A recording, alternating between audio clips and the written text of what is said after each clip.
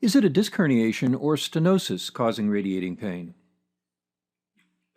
Lumbar spine stenosis and lumbosacral-radicular syndrome due to disc herniation are the most common causes of radiating lower extremity pain in seniors.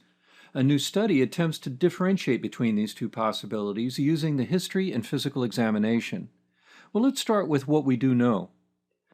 Leg pain related to stenosis is called neurogenic claudication, resulting from degenerative changes leading to spinal canal narrowing and compression of the dural sac and lumbar nerve roots.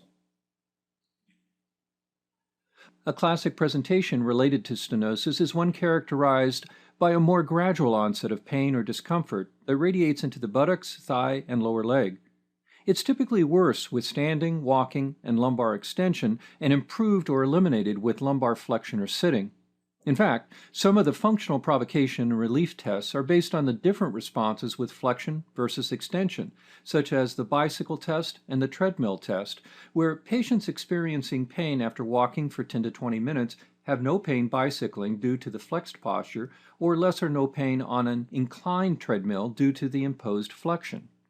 For radicular pain due to disc herniation, there is classically an acute onset with a combination of radiating pain and sensory symptoms and/or weakness in the distribution of one or more lumbosacral nerve roots.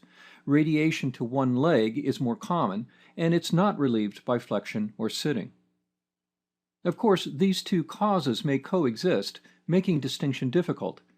But when they are distinct, is it possible, based on the history and physical examination, to distinguish them, especially in seniors where stenosis is more prevalent? A new study makes this attempt using two consecutive studies that restrict the participants to the elderly. The title of the publication is Comparison of Radicular Symptoms Caused by Lumbar Disc Herniation and Lumbar Spinal Stenosis in the Elderly by Rainville and Lopez, published in Spine in 2013. The first study focused on lumbar disc herniation, and the inclusion criteria were recent onset of radicular pain less than 12 weeks in L2, 3, 4, 5, or S1 dermatomes with or without concurrent sensory or motor symptoms.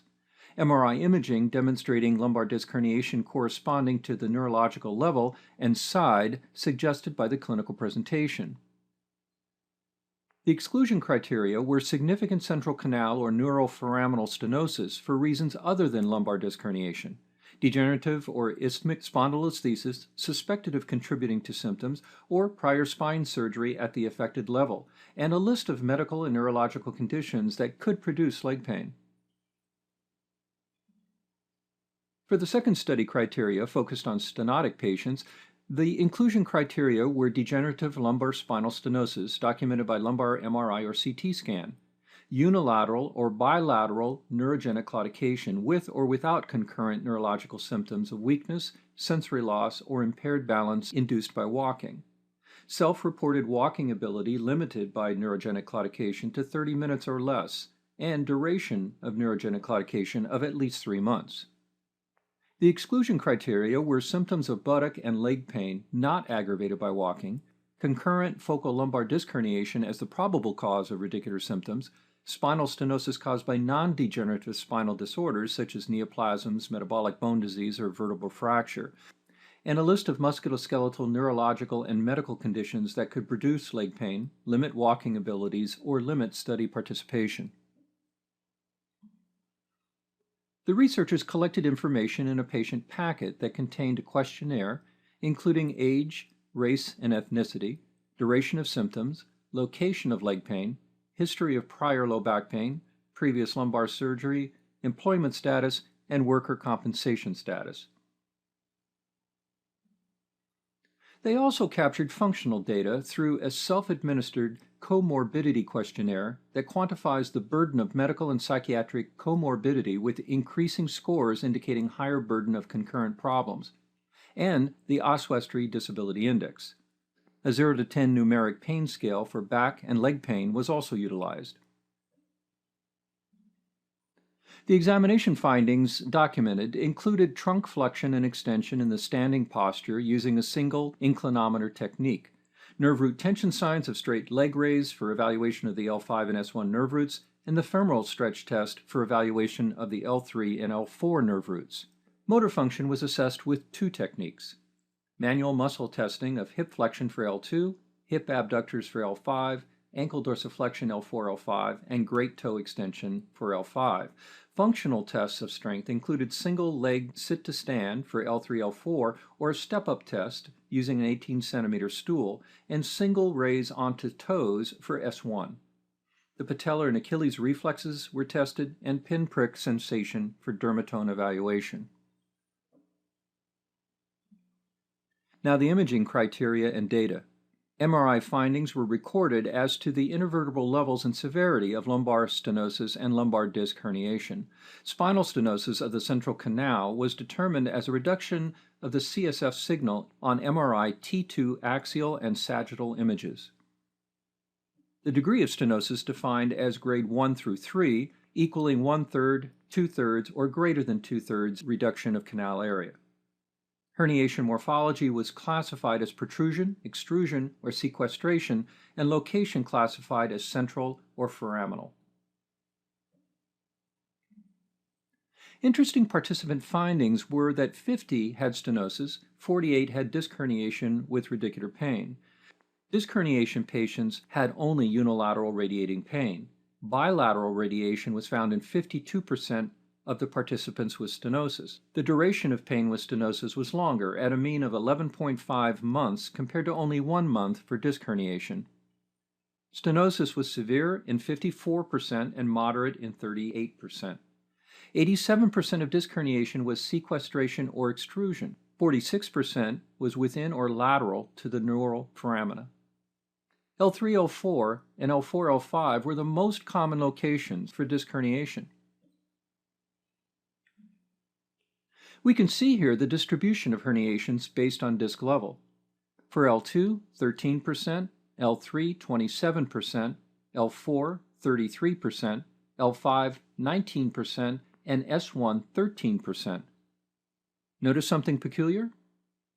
We're used to the statistic that over 95% of disc herniations are at L4, L5, or L5, S1 in the general population, but clearly this is not true in the senior population in this study, which represents only about 32%.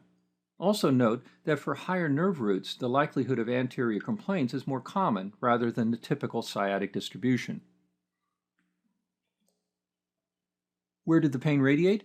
In both groups, the most common location of leg pain was in the posterior and lateral thigh and calf. Distal leg pain was less common, most often on the dorsum of the foot. Pain experienced in the front of the thigh and shin were present more frequently in those with disc herniation compared to those with stenosis. Participants with stenosis were more likely to experience pain in the posterior aspect of the knee. In this study, then, participants with stenosis had more medical comorbidity, less intense leg pain, lower Oswestry scores, positive nerve root tension signs were rare, and the Achilles reflex loss was common. For disc herniation patients, they had more anterior thigh and shin pain, higher Oswestry scores, trunk flexion restriction was more common, and it was more common to have nerve root tension tests positive. Interestingly, sensory and motor deficits were equal in both groups. So let's summarize the key differences, the findings more likely in one group versus the other. For disc herniation, pain was experienced more often in the front of the thigh and shin. Positive nerve root tension signs with either the straight leg raise or femoral stretch sign was positive in 58% of participants. Trunk flexion was more limited and painful. For stenosis, participants were more likely to experience pain in the posterior aspect of the knee. Certainly this might make diagnosis difficult in those with low back and knee pain, given knee osteoarthritis is common in the elderly. Nerve root tension signs were found infrequently in only 8% of patients with stenosis. Patients with stenosis were more likely to have diminished Achilles reflexes. Now some limits and strengths. This was a small group of participants, and the study participants were from 2 different studies. Most were Caucasian, which would limit generalizability. The findings, though, are consistent with previous studies. What's most significant is that this study was the only one to truly focus on the senior population and not conclude from a subgroup analysis of a wider range of age group of participants. Also, new information regarding pain location for stenosis and level of disc herniation being higher in seniors are important contributions. Regarding management, briefly it can be stated that there is little literature evidence for or against the conservative management of either disc herniation radiculopathy or stenosis, although recent evidence points towards supporting initial management of lumbar disc patients. Regarding stenosis, there are a few small case series reports on the successful management of mildly symptomatic stenosis patients using manual therapy and/or exercise. More severe cases do well surgically in the first 2 years post-operatively, and although this effect diminishes, it still beats conservative management for this group of patients. For the management of stenosis, references can be found on the homepage of this video.